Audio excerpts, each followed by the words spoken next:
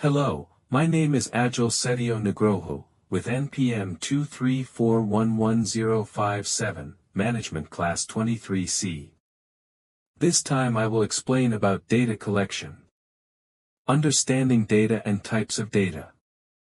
Nugroho, 2013, data is a collection of information. In business terms, data is a set of information needed for decision making. From the data collection side, data is separated based on the source from which the data was obtained, namely 1. Primary data from primary data sources, which are the first providers of information. 2. Secondary data is obtained from secondary data sources, which are people or institutions that has collected data. Data types. A. Quantitative data is data that is measured on a numeric scale, numbers. It can be divided into A. Interval data, namely data measured by the distance between 2 points on a known scale. B. Ratio data, namely data measured by a proportion. Qualitative data is data that cannot be measured on a numerical scale. However, because in statistics, all data must be in numerical form, so qualitative data is generally quantified so that it can be processed more easily. Qualitative data. Qualitative data is generally classified into Advanced. 1. Nominal data is data expressed in the form of categories. 2. Ordinal data is data that is expressed in the form of categories, but the position of the data is not the same. Degree, because it is expressed in a ranking scale. Data by time dimension.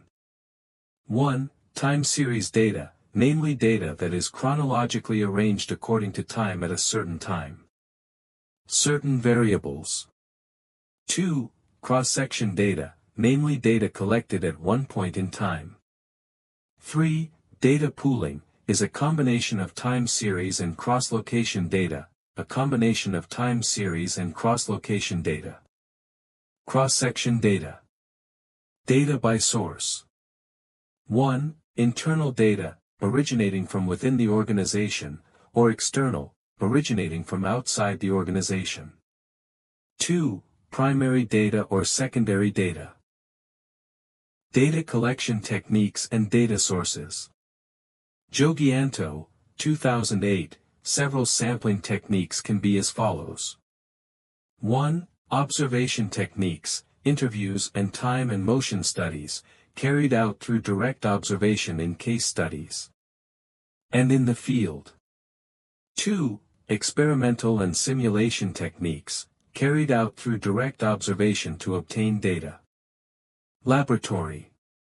3. Survey techniques, carried out to obtain individual opinion data.